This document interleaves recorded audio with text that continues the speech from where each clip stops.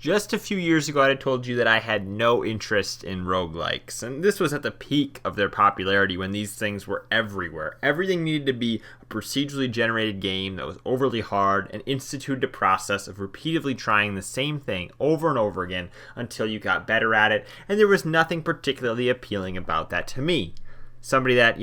even a handful of years ago was playing Call of Duty games to really essentially that. I mean, you were playing the same maps over and over again, the same modes against random enemies that you were matched up with online, which made every match be a little bit different, and I can kind of see how it's actually very similar. But really, I think it was the difficulty that was attributed to these games that made them feel like something too much of a burden for me to take on, and the lack of progression in some of these titles, as there was really no sense of progression from run to run, was something that discouraged me from having any interest in playing these games whatsoever, because ultimately you could sink hours into these games, end up with no better off than you were when you started playing, and feel no sense of real progression or benefit from the time that you spent playing them, and it just was something that I stayed away from. But I recently got into playing some of these roguelikes on my Switch, more, titles that I think were better suited for me, ones that had a sense of progression, ones that maybe had some accessibility settings to tone down that difficulty.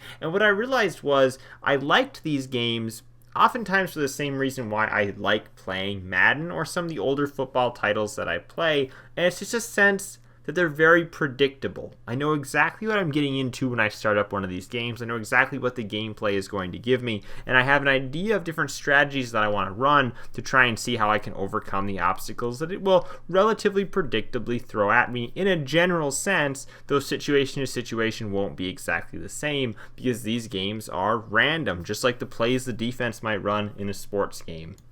So while I drafted and made free agency moves in the offseason to set myself up for a great season, or in this case, practically a run in a sports game, I was doing the same sort of preparation and thoughtfulness in a lot of these roguelikes to prepare myself for the run. And with the games I was choosing, I was seeing some progression and seeing some improvements each time I play. These are games like One Step from Eden or Going Under, which is, some of the lesser common roguelikes maybe in the general scheme of things, or something like Descenders, which kind of overlaps that sports game and roguelike feel.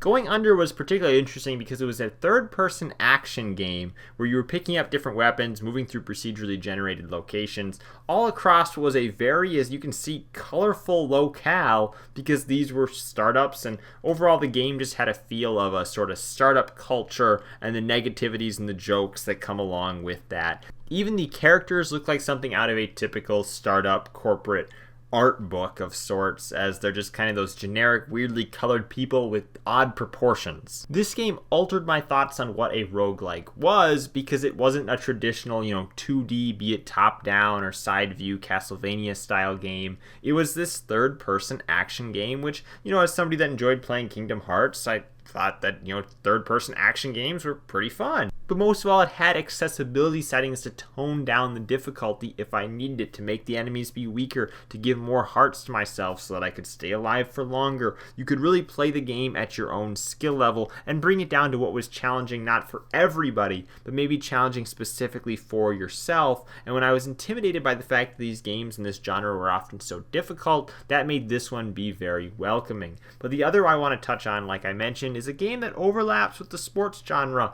and that's Descenders, which is a mountain biking game that involves you driving downhill through procedurally generated location after location as you move your way across a map like you would typically have in something like Slay the Spire or One Step from Eden or many of these other roguelikes, in an attempt to move to a boss stage, which doesn't have you actually battling a boss because you're a mountain biker and the game is grounded in a sense of reality and the fact there are no crazy monsters in this, but instead there is some sort of huge jump or massive challenge to undertake on the boss level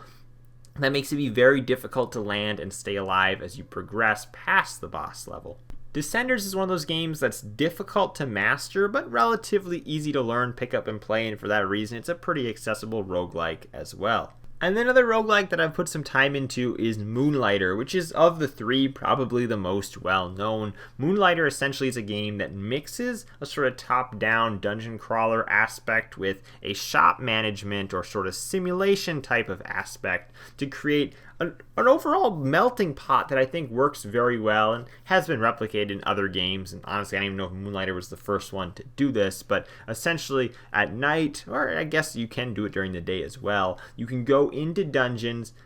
battle enemies, move deeper into the dungeons, battle bosses, whatnot, and you want to retain as many items as you can and get out of the dungeon with as many items as you can, because you can then sell those items at your shop. The customers come in, you don't even know how much the items are even worth when you're starting the game. You have to kind of gauge how they react to the item as a way to get an idea of how much the item is worth and how much you should be selling it for. And then when you sell those items, obviously you make money. You can use that money to upgrade different various aspects of your shop and things around town, which gives you that overall sense of progression that I think was one of the things that were missing in some of the early roguelikes that I was familiar with that kept me from getting into the genre. This sense of progression and the fact that every single run, no matter how little that you make it even into it, has some value because you're getting some items that you can resell, makes the game feel so much more worthwhile. But overall, I think that the reason why I've turned some interest into this genre is just the fact that every time I boot up these games, I know exactly what I'm getting. Thank you guys for watching. I'm Bailey, and I will see you in the next video.